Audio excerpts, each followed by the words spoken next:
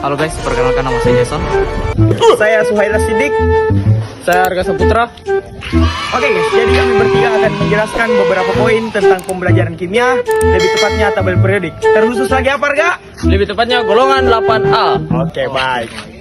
Silakan Anjay Baik, hari ini saya akan menjelaskan golongan 8A atau gas mulia. Golongan 8A ini tergolong dari helium, neon, argon, krypton, xenon, dan radon.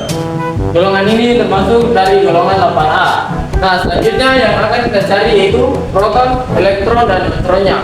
Tapi sebelum mencari itu, kita harus tahu dulu massa atom dan massa relatif atom. Untuk mencari tahu massa atom dan massa relatif atomnya, kita bisa lihat pada tabel periodik.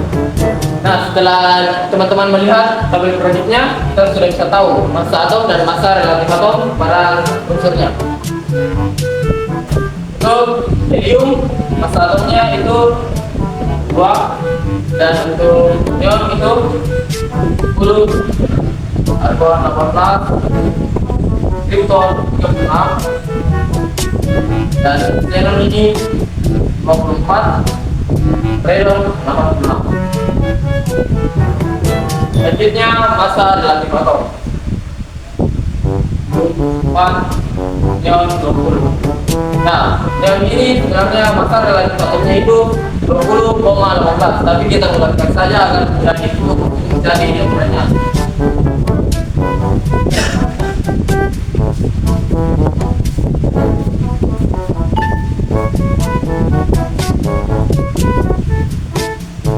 Nah, selanjutnya setelah kita sudah mengetahui massa atom dan massa relatif atomnya, sekarang kita mencari proton, elektron, dan neutronnya. Pertama-tama kita akan mencari proton dan elektronnya. Untuk mencari proton dan elektronnya yaitu dengan cara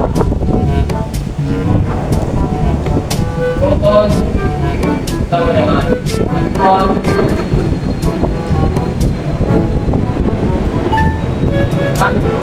massa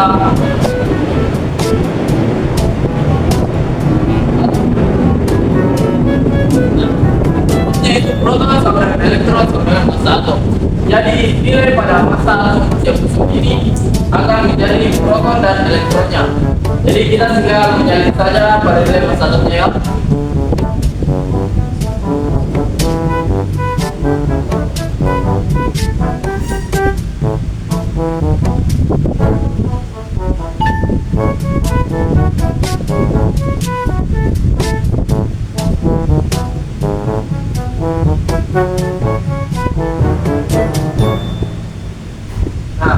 Cara mencari neutron.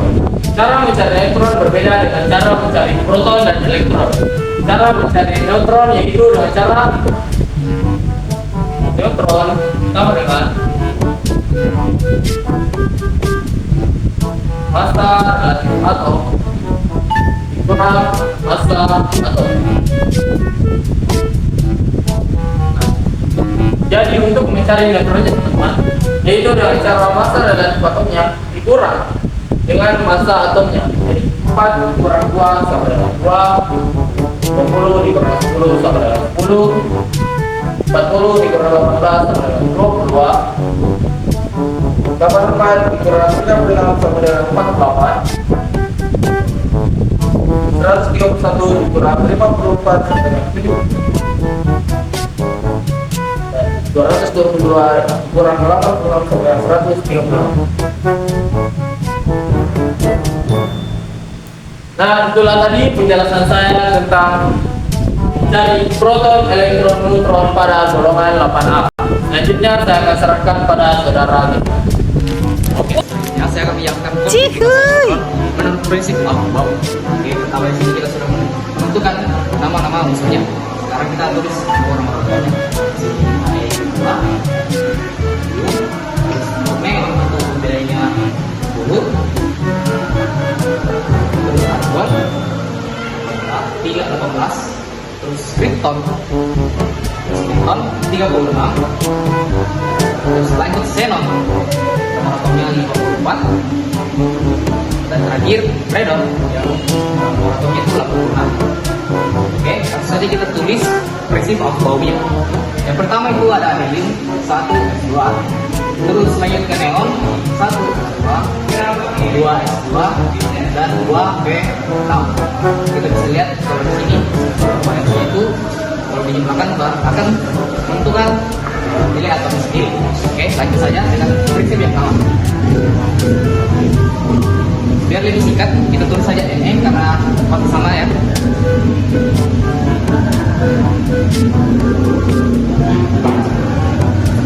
Nah, 3P6. Lagi kalau jumlah ini akan menghasilkan angka sini sesuai dengan nomor atomnya. Lanjut ke krypton. Biar lebih gampang kita tulis saya.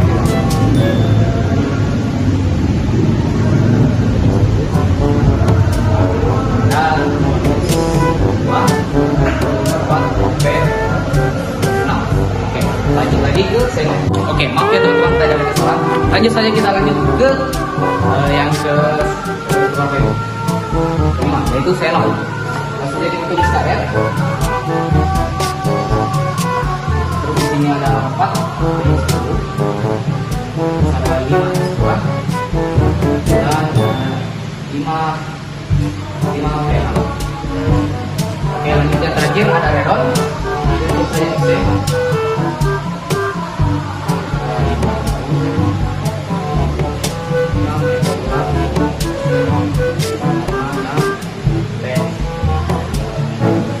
Oke, untuk menentukan prinsip bau sudah selesai ya.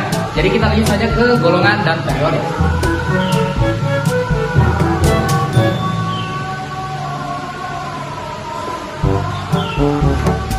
Oke, langsung saja kita ambil contoh yang kedua ya.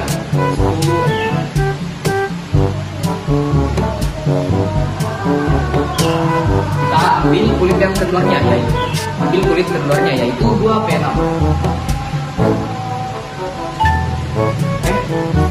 Oke, itu ulang ya di sini. 1S2, 2S2. Nah, kalau kalian mendapatkan seperti ini, ada S dan 4, ini bisa ditambah ya. Jadinya 2 dan 6 ini ditambah. Jadinya golongannya nanti itu ada golongan 8A. Terus periodenya kita lihat kulit terluarnya di sini, yaitu 2. Jadi periodenya itu 2. Oke, lanjut ke argon. Argon di sini ada 3. S2.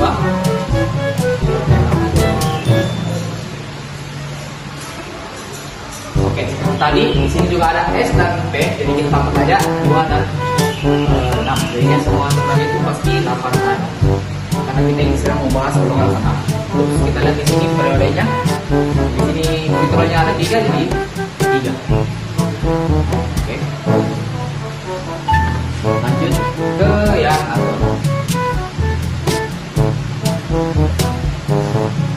Lanjut yang ke KM.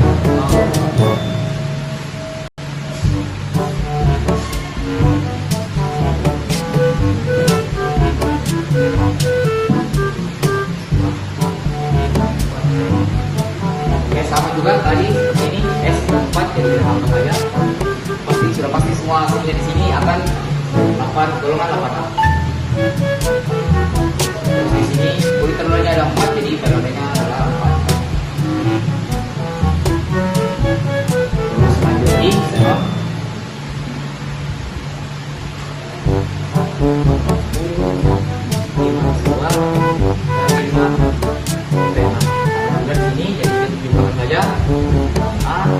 Dan kulit telurnya ada 5, jadi periodenya itu 5.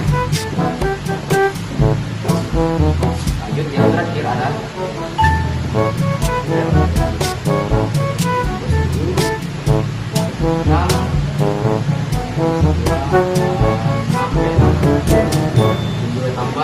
tambah jadinya 8A. Terus kulit telurnya ada 6, jadi periodenya itu 6. Oke, untuk golongan dan periode sudah selesai. Jadi kita langsung saja masuk yang ketiga ya, elektron valensi dan bilangan kuantum. Pertama-tama kita harus tahu kalau S itu memiliki 1 kotak, ada P 3 kotak, T 5 kotak, terus ada M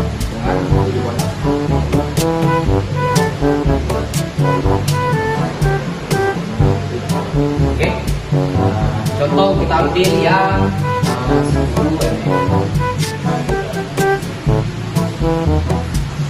dengan kulit luarnya itu ada dua P. Oke, jadi kita cari N-nya. N-nya di sini tuh efisiensi ya teman-teman. Jadi di sini kita lihat di depannya ada dua, jadi N itu ada dua. Terus N-nya, karena di sini P, jadi nilainya itu adalah 1.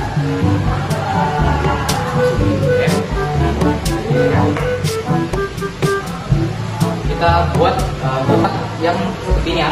Kan di sini P, jadi kita buat 3 kotak.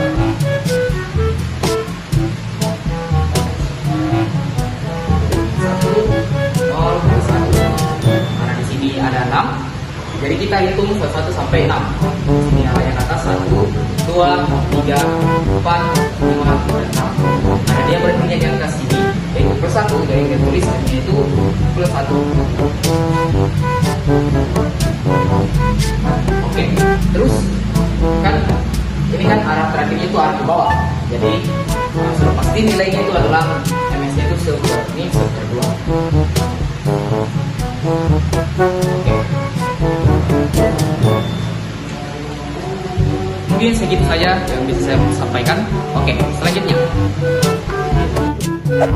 Oke guys, jadi saya Suhail Rasidi, saya akan menyampaikan poin-poin yang mungkin belum disampaikan oleh teman saya. Oke, jadi beberapa poin yang akan saya sampaikan di sini yaitu sifat fisika, sifat kimia, proses pembuatan, reaksi kimia, dan guna dari senyawa ini dalam kehidupan sehari-hari. Yang pertama, helium atau air. Nah, jadi sifat fisika dari helium ini tidak berwarna dan tidak berbau. Nah, jadi helium ini memiliki titik didih kurang lebih negatif 268,9 derajat Celcius. Selanjutnya, sifat kimia dari helium ini sangat stabil. Jadi dia tidak bereaksi dengan senyawa lainnya. Oke, jadi proses pembuatan helium ini itu dari gas alam yang mengandung helium melalui proses distilasi. Oke, jadi reaksi kimia dari senyawa helium yaitu tidak bereaksi. Nah, jadi helium ini tidak bereaksi. Nah, jadi di dalam kehidupan sehari-hari helium digunakan salah satunya untuk mengisi udara pada balon udara. Gitu. Oke, selanjutnya neon. Nah, jadi sifat fisika dari neon itu tidak berwarna. Nah, jadi neon ini ketika dia di listrik dia akan memunculkan warna merah orange. Oke, selanjutnya sifat kimia dari neon. Nah, jadi sifat kimia dari neon itu tidak bereaksi dengan air. Nah, jadi neon ini bersifat inert. Oke, selanjutnya reaksi kimia. Nah, jadi neon ini tidak membentuk senyawa. Oke, jadi fungsi dari neon dalam kehidupan sehari-hari biasa digunakan di dalam lampu neon atau di dalam lampu neon. Oke, selanjutnya argon atau air. Nah, jadi sifat fisika dari argon ini kita dikatakan di yang tadi dia juga tidak berbau. Nah, jadi sifat kimianya dia sangat stabil dibandingkan dengan beberapa senyawa lain ini dia termasuknya stabil. Nah, jadi proses pembuatannya melalui distilasi fraksi. Oke, jadi reaksi kimia argon ini kita membentuk AR2. Oke, jadi di dalam kehidupan sehari-hari argon ini digunakan sebagai alat penerang batu bijar. Oke, selanjutnya krypton atau air.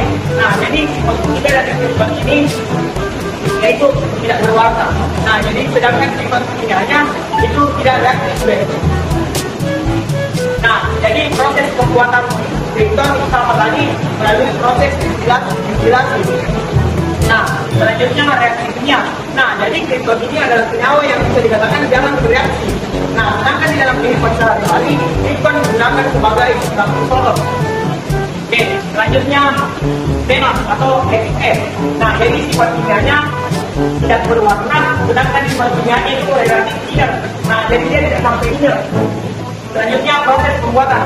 Nah, jadi xenon ini di dalam kehidupan sehari-hari dibuat dari udara cair. Reaksi kimia dari xenon yaitu bereaksi dengan fluor. Sedangkan xenon di dalam kehidupan sehari-hari biasa digunakan sebagai lampu mobil.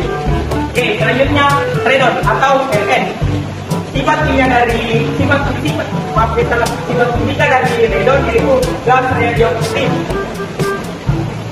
Nah, jadi sebenarnya tidak rotasi yang merupakan radioaktif. Sedangkan di dalam kehidupan sehari-hari, radon dihasilkan dari proses radioaktif. Oke, selanjutnya reaksi kimia. Nah, jadi radon ini bisa membentuk RnH2. Sedangkan di dalam kehidupan sehari-hari, radon digunakan sebagai terapi kanker, tetapi sekarang sudah dilarang karena mungkin memiliki dampak negatif yang lebih banyak. Oke, jadi mungkin itu yang sempat saya sampaikan. Jika ada yang kurang, mohon dimaafkan. Terima kasih. Oke, halo teman-teman, jadi kita ada beberapa poin yang sempat saya dan teman-teman saya sampaikan. Semoga teman-teman dapat mengambil pelajaran. Jika mungkin masih banyak hal yang kurang, mohon dimaafkan. Kami akhiri dengan ucapan Assalamualaikum warahmatullahi wabarakatuh.